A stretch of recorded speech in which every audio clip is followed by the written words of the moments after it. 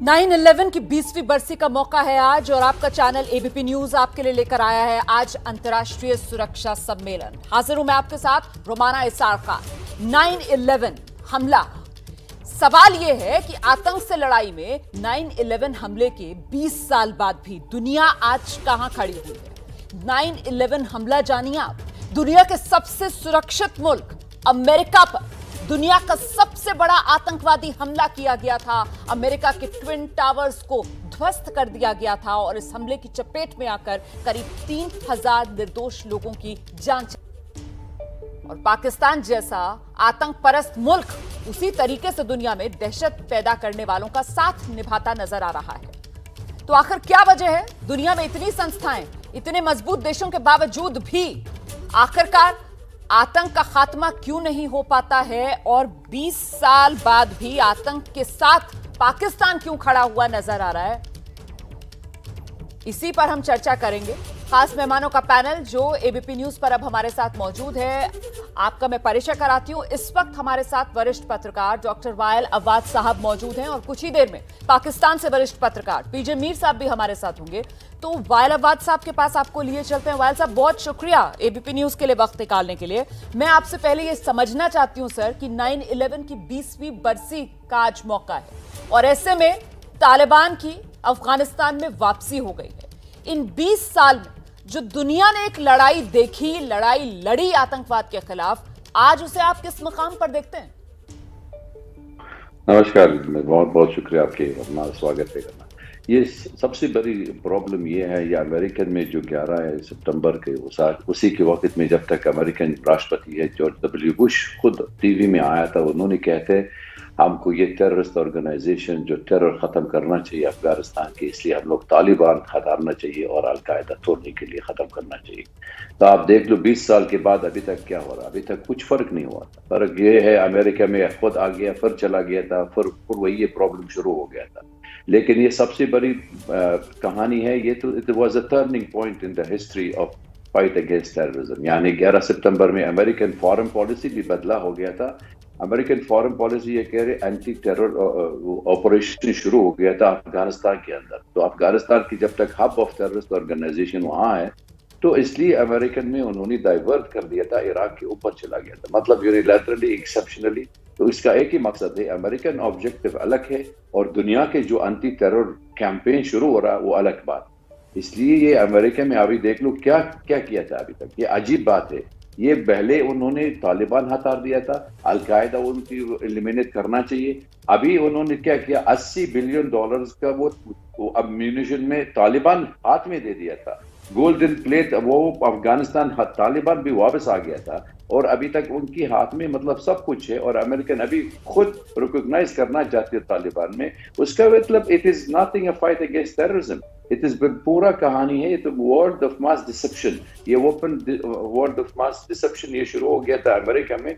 जब तक खुद कह रहे हैं इराक के लिए हमको भी गया था, ये यहाँ पर अलकायदा भी है, इराक इन्वॉल्वमेंट हो रहा है, और उसके बाद खुद अमेरिकन राष्ट्रपति मंत्री भी है, वो कह रहे माफी चाहते हम तो झूठ बोलने के लिए। तो इसलिए झूठ बोलने के लिए और दुनिया में जो अभी तक टेररिस्ट ऑर्गेनाइजेशन दोबारा आ गया था ये अफगानिस्तान के ऊपर, और अभी लोग बहुत डर लगता है, रीजनल पावर है ये, अफगानिस्तान दोबारा बिकम हब ऑफ टेररिज्म। ये हमारा ये तो सवाल पूछना चाहते हो, अगर ये तो सच है फाइट अगेंस्ट टेररिज्म और ये अमेरिकन में सिर्फ उनकी कहानी, हमारे पास कोई व्हाइट पेपर नहीं है, हमको मालूम है किसका इन्वॉल्वमेंट है, अलकायदा। लेकिन सवाल ये है कि 20 साल तक जो अमेरिका ने लड़ाई लड़ी अफगानिस्तान में, क्या अमेरिका से सबसे बड़ी चूक आपको ये लगता है हुई कि उसने गलत साथी चुने इस आतंकवाद के खिलाफ लड़ाई लड़ने में?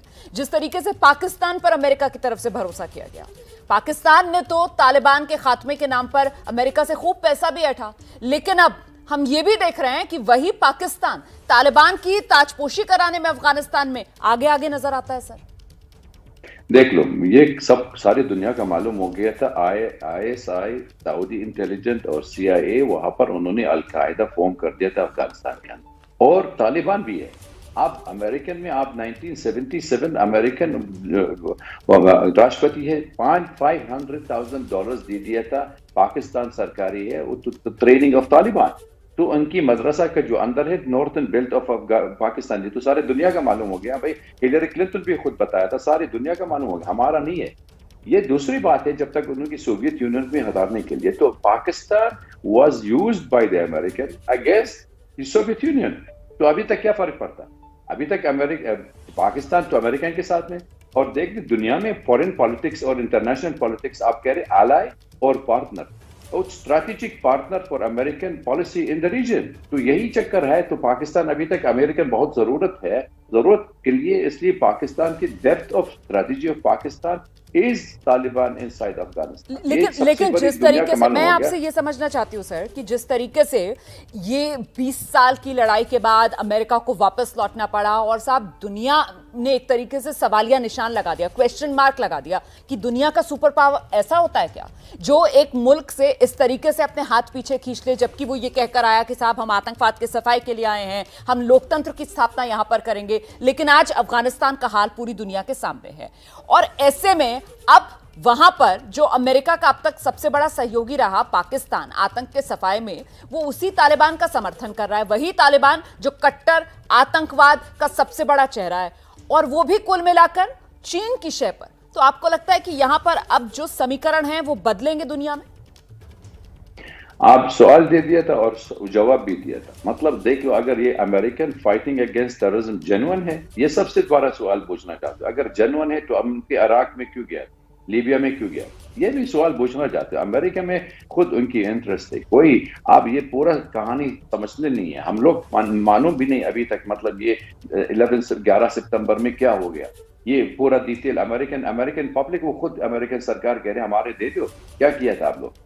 तो American interest in the region, इसकी मकसद एक ही है, CIS वाले देश में जो तेल और गैस भी वहां पर है। और दूसरी बात, आज का जो खुद अमेरिकन राष्ट्रपति कह रहे बाइडेन में, हम लोग अफगानिस्तान में हम जा रहे, लेकिन सबसे बड़ी खतरनाक वाली की चीज है वो तो चाइना में, तो चीनी में खतरनाक है। इसलिए अमेरिकन सुपर पावर इतना मतलब ये झूठ बोलने के लिए जरूरत तो नहीं है। और उनकी मतलब वाइल साहब मैं आपके पास लौटूंगी। हमारे साथ एक और मेहमान जुड़ गए हैं, मुझे टेलीविजन स्क्रीन पर अब नजर आ रहे हैं। सौरभ शुक्ला हैं हमारे साथ, खास मेहमान, संपादक है newsmobile.com के।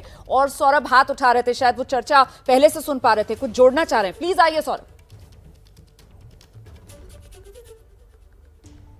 रोमाना, देखिए वाहिल साहब हमारे पुराने दोस्त हैं, मैं उनका बहुत इज्जत करता हूं, बट एक चीज से मैं तारुफ नहीं करूंगा कि देखिए जो ये आतंकवाद है, आतंकवाद के खिलाफ हर देश को उसके खिलाफ खड़ा होना पड़ेगा।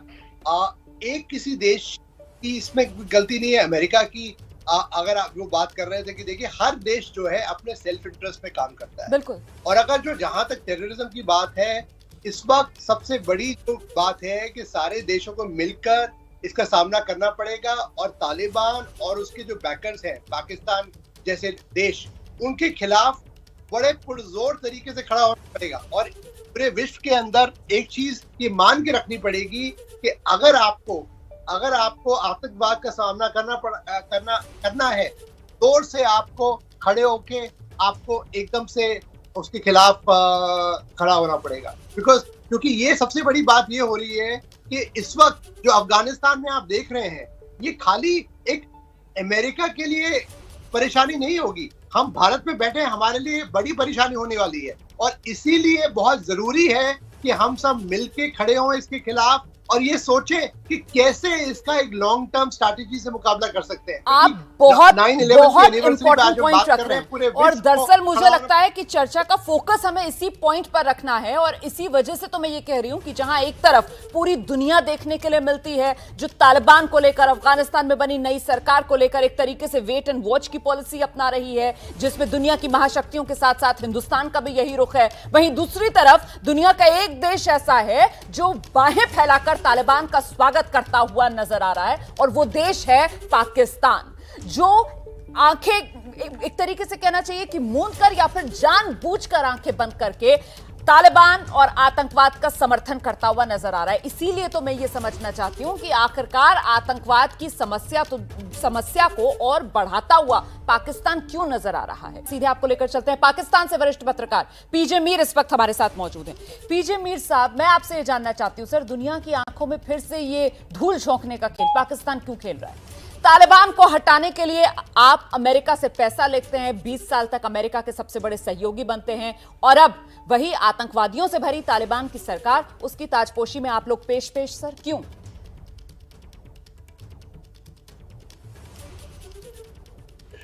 देखिए, ये हमारी बदकिस्मती है हिंदुस्तान की और पाकिस्तान की कि हम उनकी प्रॉक्सी जंग लड़ते हैं। गुर्बत हिंदुस्तान में भी है और पाकिस्तान में भी। हम क्या करते हैं कि इनकी प्रॉक्सी बन जाते हैं और जाके इनकी जंगें लड़ते हैं। आपने देखा कि 10 साल 79 to 89 क्या हुआ। मैंने वहां से रिपोर्टिंग उस वक्त की हुई है। उसके बाद 9/11 के बाद इन्होंने हर किस्म का मुद्दा इस खिते में डाला, हर किस्म का इन्होंने, आप कह लो कि टेररिज्म का ये एक आप कह लो कि इल्जाम लगा दिए, सर, ब्लेम कर दिया। सर, बदकिस्मती चल रही है सर प्रॉक्सी जंग, प्राइम मिनिस्टर इमरान सर, इस बदकिस्मती के चलते ही तो पाकिस्तान पैसा जो है वो कमाता है। बिल्कुल। इसे आप बदकिस्मती कह रहे हैं सर? इसी के चलते तो $1 मिलियन पाकिस्तान ने कमा लिए सर। आप इसको बदकिस्मती कह रहे हैं? इसको तो आपको चालबाजी कहनी चाहिए पाकिस्तान की, साजिश कहनी चाहिए पाकिस्तान की, षड्यंत्र कहना चाहिए पाकिस्तान का। सर सुहाना, बात सुनिए सर, रोमाना नाम है मेरा, रोमाना। देखिए, if you let me speak तो then I can answer you. Romana, let me speak. You put a question, let me talk to you. देखें, अमेरिका पैसा किसी को नहीं देता. Whether any theater, starting from Vietnam to current situation, उसके अपने contractors होते हैं। बोइंग हो गया, रेथियन हो गया, नॉर्थरप हो गया, उन्हीं को कॉन्ट्रैक्ट्स देके वो पैसा वहीं का वहीं रहता है। कहीं ना अफगानिस्तान आता है ना पाकिस्तान आता है, ना टर्की आता है। टर्की ने लिया $3 billion in the Iraq war for safe passage through the Black Sea. अब क्वेश्चन यहाँ उठता है कि what next? That is what we need to do. Pakistan और हिंदुस्तान, सर मैं ब्रेक के लिए यहाँ पर रुक रही हूँ। उसके बाद सर माफी चाहूंगी, ब्रेक लेना मेरी मजबूरी है। ब्रेक के बाद मैं दोबारा आऊंगी तो फिर आपसे बातचीत का सिलसिला आगे बढ़ाऊंगी, और आपकी बात सुनकर सौरभ भी कुछ जोड़ना चाह रहे हैं। देखिए, सवाल यहाँ पर ये उठता है कि जिसको आप बदकिस्मती कह रहे हैं, ये बदकिस्मती तो फिर सर ढकोसला है ना, अगर पाकिस्तान इसको बदकिस्मती कह रहा है, क्योंकि इसी के बूते पर तो पाकिस्तान ने लाखों $मिलियन जो हैं वो अमेरिका से कमा लिए। और अगर आप कह रहे हैं कि ऐसा नहीं हुआ है तो सर फिर ये तो एक और कहानी, एक और फसाना जो पाकिस्तान की तरफ से बढ़ाया जा रहा है, दुनिया तो यही कहेगी। पीजे मीर साहब, मैं आपसे ये समझना चाह रही हूं सर कि आतंक को बढ़ाना है, यही पाकिस्तान ने ठाना है?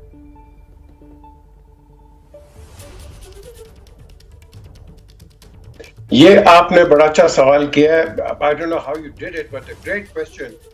ये तस्वीर देखें, ये किसकी तस्वीर है? ये है महात्मा गांधी जी की, और ये है मेरे वालिद, जो कि उनको 1934 बिहार में, और गांधी जी इनके वर्ड्स थे कि मीर साहब, हमें अपने देश के लोगों को एजुकेट करना है, यानी कि पूरे खिते को एजुकेट करना है। ये उनकी उस वक्त की कहावत थी, and I have it in Hindi with me, जो उन्होंने सारी बातें की। द क्वेश्चन इज, आपने जो सवाल किया है, हम दोनों को करना है इसको मिलके। देखो, आप तल्ख से बोलोगे, नहीं सर, मैं तल्ख से नहीं बोल रही हूँ, मैं लॉजिक से बात कर रही हूँ। मैं आपसे ये जानना चाहती हूँ सर, आपने कितनी अच्छी बात की, अभी आपने तस्वीर भी दिखाई, और आपने बिल्कुल सही बात की कि हमको मिलकर आतंकवाद के खिलाफ लड़ाई लड़ना है। लेकिन सर, वो मिलकर आतंकवाद के खिलाफ लड़ाई लड़ने का जो मौका है उसको बार बार गवाता है ना पाकिस्तान। अभी आप देखिए, ये अफगानिस्तान में जो तालिबान की नई सरकार बनी है सर, 14 इसमें ऐसे नाम हैं जो इस सरकार के कर्ता धर्ता हैं, यूएनएससी की सर मोस्ट वांटेड लिस्ट में है। और पाकिस्तान क्या कह रहा है सर? पाकिस्तान उनका बाहें फैलाकर स्वागत कर रहा है, पाकिस्तान सर उनका इस्तकबाल कर रहा है। दुनिया से पाकिस्तान कह रहा है कि इनको गले लगाओ, जबकि दुनिया क्या कह रही है? वेट एंड वॉच, संयम बरतो। क्यों सर? पाकिस्तान इतना बढ़ चढ़कर क्यों आगे है? मैं यही तो समझना चाहती हूँ, क्यों तालिबान के लिए इतना सपोर्ट? और अभी प्रॉक्सी वॉर की आप बात कर रहे थे, आप मुझे बताइए कि क्या बदकिस्मती थी पाकिस्तान की, कौन सी मजबूरी थी, जाकर पंजशीर में उसने क्यों तालिबान के लिए लड़ाई लड़ी? क्यों सर? नहीं, ये बिल्कुल गलत है। ये मैं आपको कैटेगोरिकली वो बात बता रहा हूं, शायद किसी जर्नलिस्ट को भी ना पता हो। देखो, Imran has been my class fellow, we played cricket for Pakistan together, and at the same time I am in direct contact with him. हमारा कोई ताल्लुक नहीं है। ये न्यूज पता नहीं कहां से निकली, किसने इसको उछाला। Pakistan is nothing to do with Panjshir valley at all, nothing. ये एक बिल्कुल गलत न्यूज है। सर, तालिबान थोड़ी लड़ाकू विमान उड़ा लेगा। तालिबान थोड़ी लड़ाकू विमान उड़ा लेगा। और जो मीडिया में खबरें आ रही है सर, वो जो हथियार वहां पर नेटो फोर्सेस और यूएस वाले छोड़कर गए, उनकी नुमाइश सेल लग रही है उनकी पाकिस्तान में सर। पाकिस्तान में वो कह रहे हैं देखो जी देखो, ये हारी हुई फौज के ये हथियार हैं। बड़ी अच्छी आपने बात, उनके साथ मिलकर पूरी ये वही लोग हैं, ये वही लोग हैं, सुनिए, ये वही लोग हैं जो कि अफगान आर्मी में थे और they were the highest paid soldiers in the world, as what you've heard from Donald Trump. उसके बाद जब इनके पैसे बंद हो गए, ये वही लोग हैं जो कि ट्रेन होके ये gunships and tanks and Hummers and all that वो चलाते रहे, वो जाके अब उधर चला रहे हैं। पाकिस्तान ने किसको ट्रेन करना है? ये तो पहले अमेरिकन ट्रेन रही है। You really think, don't undermine the Taliban, we are very careful. Prime minister ने कह दिया, we got nothing to do with them, जो मर्जी ये करें, हम इनका कोई साथ नहीं देंगे। टेररिज्म के खिलाफ यकीन में कैसे करूं आपकी बात, ये आप कह रहे हैं वी आर वेरी केयरफुल, लेकिन कभी देखा भी नहीं ना हमने आप लोगों को केयरफुली कोई भी बात रखते हुए, जिम्मेदारी से कोई भी बात रखते हुए। हमने तो देखा जिस दिन से अमेरिका ने वापसी की, बल्कि उससे पहले से ही पाकिस्तान तो सबसे आगे था स्वागत करने के लिए तालिबान का। इतनी जल्दी क्यों, इतनी जल्दबाजी क्यों? आप लोग क्यों एक तरीके से तालिबान को पूरी दुनिया के अंदर मान्यता दिलाना चाहते हैं? क्यों सर, व्हाई? हम तो रिकॉग्नाइज नहीं कर रहे। ये किसने कहा है? मैं तो डेली प्रोग्राम करता हूं, आप हमारा चैनल नेटवर्क देख लें।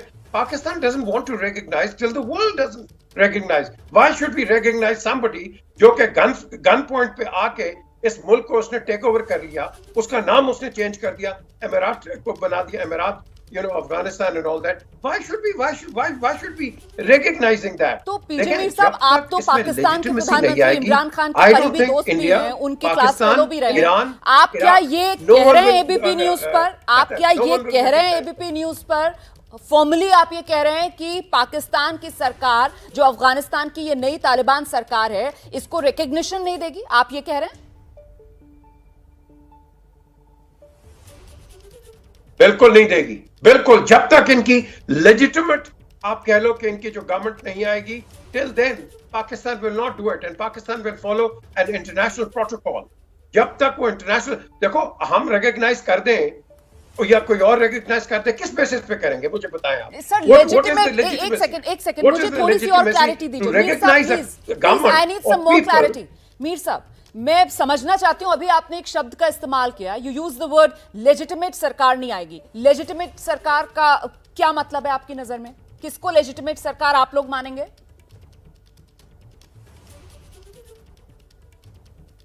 People's elected government. This is not a people's elected government. Please understand one thing.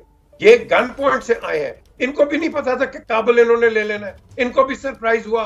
ऊपर से अमेरिकन जो इनको छोड़ गए हैं सारे हथियार, और बाकी चैनल्स ने रिपोर्ट किया half of them don't even work, और जो वर्क कर रहे हैं they are using it for their own good. उन्होंने पाकिस्तान चमन बॉर्डर पे उन्होंने अटैक्स किए हैं, 2 सोल्जर्स मार दिए यहाँ। ये किस किस्म के दोस्त हैं मुझे बताएं ना। हमने तो अपनी प्रोटेक्शन करनी है। अब वो टाइम चला गया कि आप हाँ जी कॉम्प्रोमाइज, और ये when our borders are threatened our army will retaliate, period, end of the story. And this is one of the reason 1700 kilometres of the border has been barbed. उस पे वायर लगा दिए, माइंस लगी है, ताकि we don't get infiltration from this people and work you know on terrorism in this country. मुझे लगता है सौरभ शुक्ला को अब मैं जरा चर्चा में लेकर आऊंगी। पाकिस्तान ने बहुत दुख उठाया। ठीक है मीर साहब, पॉइंट नोटेड सर। मुझे लगता है सौरभ शुक्ला को आना चाहिए। सौरभ शुक्ला, यहाँ पीजे मीर साहब जिस तरीके की बातें रख रहे हैं, और अभी तक जो पाकिस्तान से ऑफिशियल बातें सामने निकल कर आ रही हैं, ये तो बिल्कुल मैच नहीं कर रही हैं। क्योंकि हमने तो पहले दिन से देखा कि पाकिस्तान जो है वो तालिबान के स्वागत के लिए और तालिबान की राह आसान करता हुआ नजर आ रहा है। अच्छा, मीर साहब ये कह रहे हैं कि पंजशीर में जो हुआ उससे भी आप पाकिस्तान को मत जोड़िए। मीर साहब ये कह रहे हैं कि पाकिस्तान तो बिल्कुल रिकॉग्नाइज नहीं करेगा इस तालिबानी सरकार को जो अफगानिस्तान में आ रही है। ये बातें आपके हलक के नीचे उतर रही हैं सर। मुझसे, मैं यकीन नहीं कर पा रही हूं मतलब इन पर।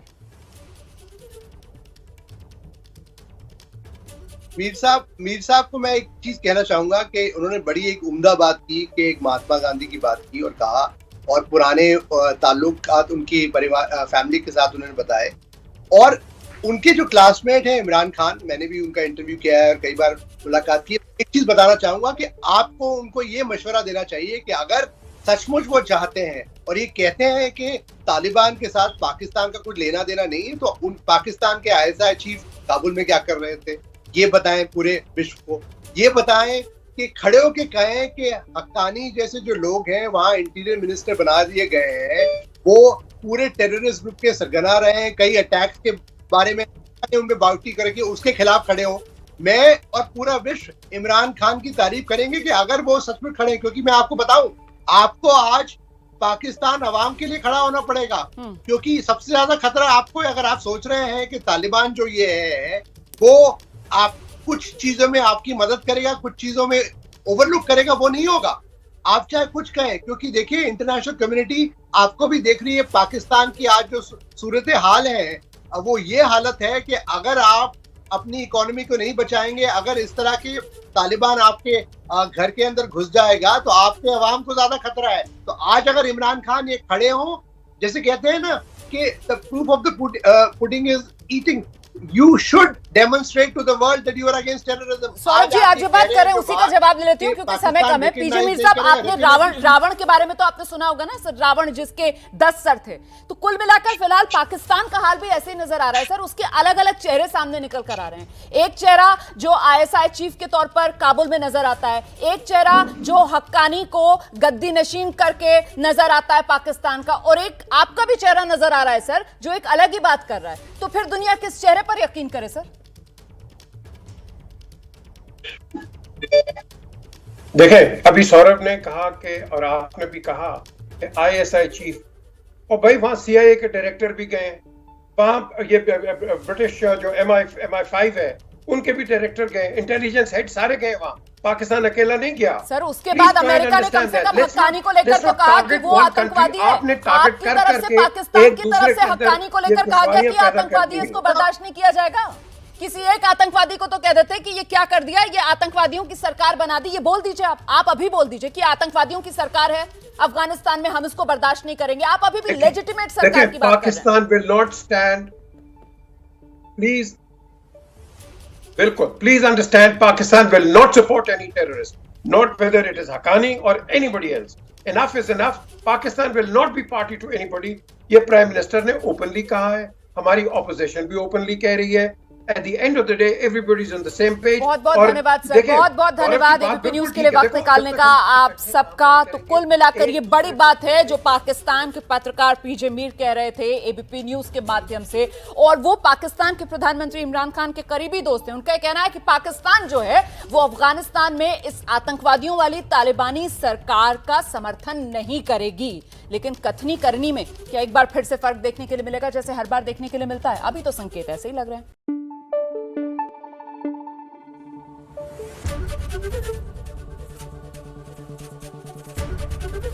एबीपी न्यूज आपको रखे आगे।